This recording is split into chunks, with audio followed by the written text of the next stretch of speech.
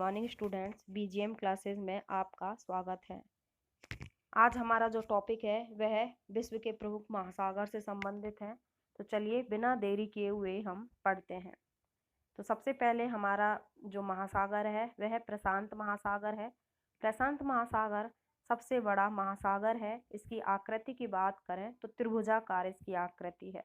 विश्व का सबसे बड़ा और सबसे गहरा गर्त मैरियाना ट्रेंच या फिर मैरियाना गर्त अर्थात चैलेंजर गर्त इसी को कहते हैं।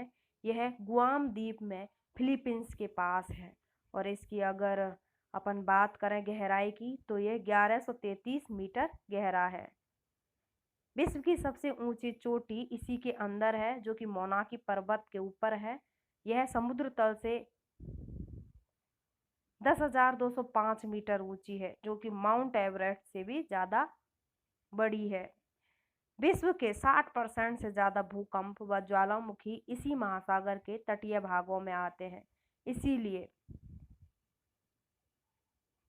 इसके जो तटीय भाग है उनको अग्नि मेखला के नाम से जानते हैं। यहाँ पर ठंडी धाराएं और गर्म जलधाराएं दोनों ही प्रकार की जलधाराएं बहती हैं। ठंडी जलधाराओं के अंतर्गत Okhotsk, Kurile, California, Oyashio, Peru और हम्बोल्ट ये जो धाराएं हैं वह प्रशांत महासागर की ठंडी जलधाराएं हैं। उसके बाद में गर्म जलधाराओं की बात करें तो क्यूरोशियो, अलास्का, अल्निनो, सुशीमा ये यहाँ की गर्म जलधाराएं हैं। तो ठंडी धाराएं कौन कौन सी हैं?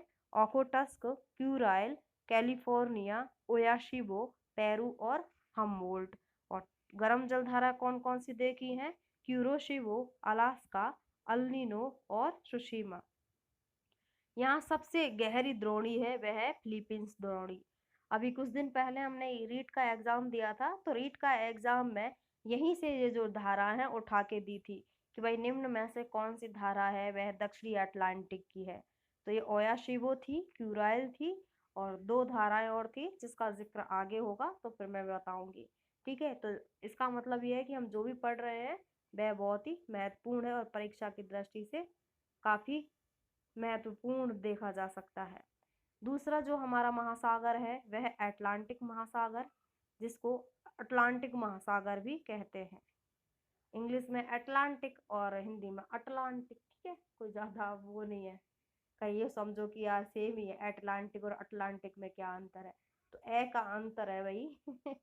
तो चलिए, विश्व का सबसे अधिक व्यस्त महासागर है क्योंकि यहाँ से ये जो उत्तरी अमेरिका है, उत्तरी अमेरिका और यूरोप के बीच में व्यापार होता रहता है। इसी वजह से यहाँ इसको अत्यधिक व्यस्त महासागर की श्रेणी में लाते हैं।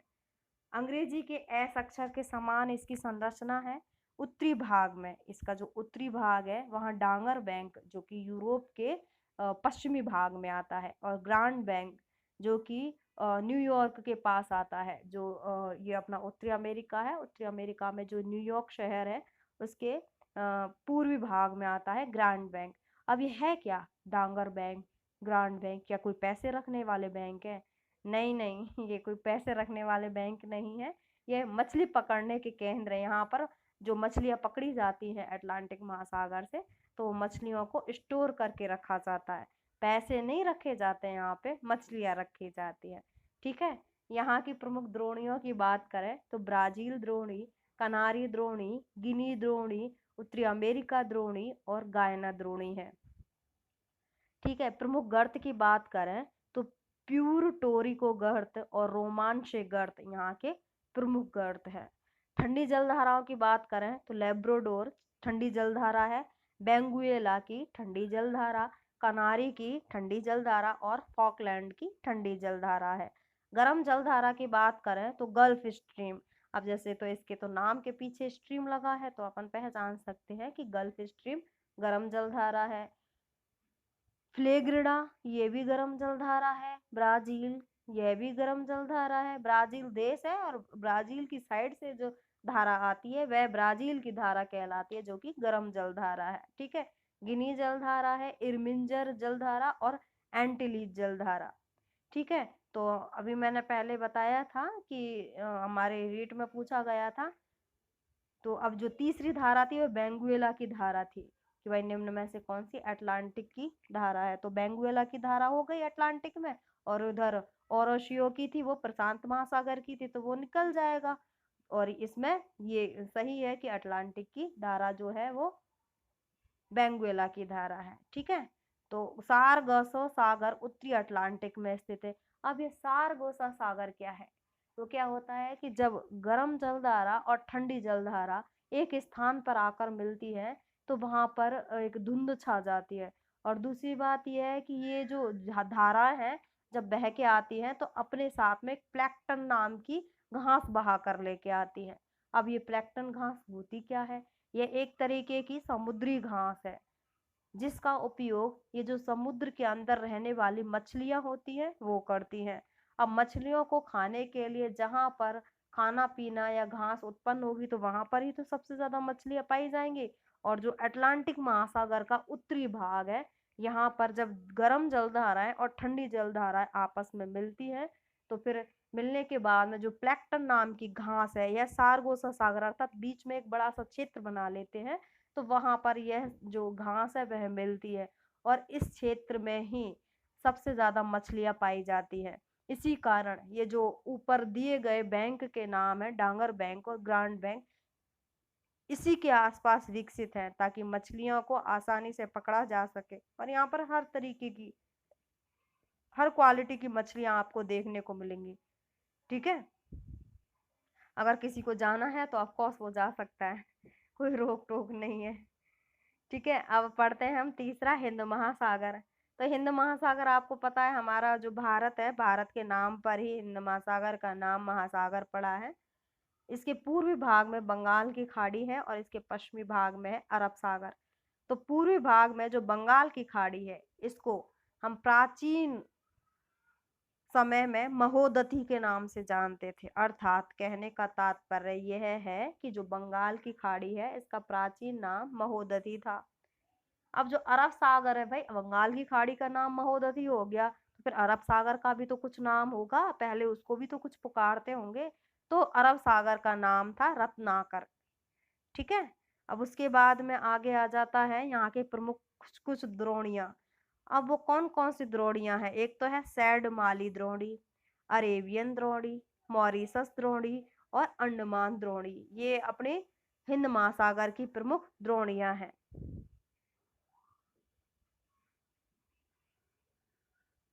ठीक है, समझ में आ रहा है? थोड़ा टफ पड़ेगा क्योंकि ये ज्योग्राफी का पार्ट है। प्रमुख गर्त की बात करें तो सुंडा गर्त। अब हम किस महाद्वीप की बात, सॉरी किस महासागर की बात कर रहे थे? हम हिंद महासागर की बात कर रहे थे। अब ये कहोगे कि यार हिंद महासागर में तो फिर ये गर्त कौन सा है?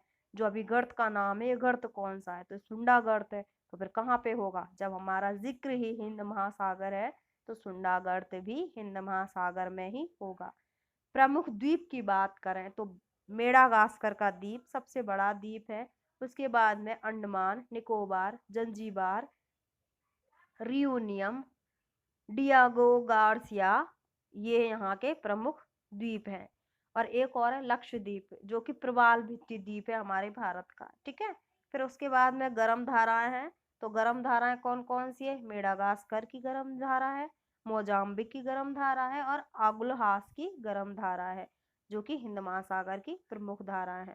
उसके बाद में नाम आता है अंटार्कटिक का, सॉरी आर्कटिक। आर्कटिक महासागर जो कि उत्तरी ध्रुव की साइड है, यह सबसे छोटा महासागर है और एकमात्र ऐसा महासागर जो बर्फीला है, जो बर्फ से जमा हुआ रहता है। बेरिंग जल संधि के द्वारा यह प्रशांत महासागर से और डेनमार्क जल संधि के द्वारा यह अटलांटिक महासागर से जुड़ा हुआ है। अब ये जल संधि और स्थल संधि क्या होता है? जब ऐसा स्थान जो जल के माध्यम से किसी भूखंड से जुड़ा हुआ होता है तो उसको जल संधि कहते हैं।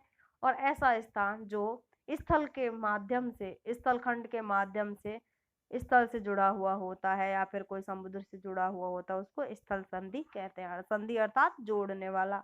तो जल से जल के द्वारा जुड़ेगा तो जल संधि और स्थल के द्वारा जुड़ेगा तो स्थल संधि। ठीक है, प्रमुख द्वीप की बात करें तो बैरंटस का द्वीप, होप द्वीप, स्पीट्सबर्जन और नोबाया यहाँ के प्रमुख द्वीप हैं। और प्रमुख सागर नॉर्वे सागर, लैपटैप सागर, पूर्वी साइबेरिया सागर और ग्रीनलैंड सागर इसके प्रमुख सागर हैं। एक चीज और ध्यान देने योग्य है कि विश्व की सर्वाधिक लवणता वाली झील है तुर्की की बान झील। ठीक है। उसके बाद में विश्व की सबसे बड़ी खारे पानी की झील की बात करें तो कैस्पियन सागर।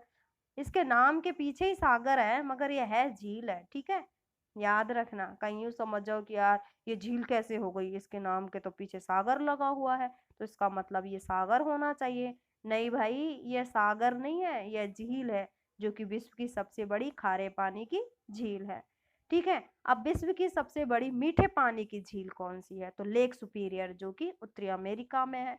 विश्व की सर्वाधिक ऊंचाई पर स्थित झील है वह है टीटीकाका झील जो कि दक्षिण अमेरिका में है। और विश्व की सबसे गहरी झील है बेकाल झील जो कहाँ पे है, रूस के अंतर्गत। मैं उम्मीद करती हूँ तुम्हें समझ में आ गया होगा। आज हमने पढ़े प्रमुख महासागर। प्रमुख महासागरों के अंतर्गत हमने पढ़ा पहले प्रशांत महासागर, फिर उसके बाद में हमने पढ़ा अटलांटिक महासागर, फिर उसके बाद में हमने पढ़ा है हिंद महासागर, उसके बाद में हमने पढ़ा है आर्कटिक महासागर। फिर उसके साथ साथ हमने जो ये महासागर है, इन महासागरों में कौन कौन सी गर्म जलधाराएं हैं उनके बारे में जाना।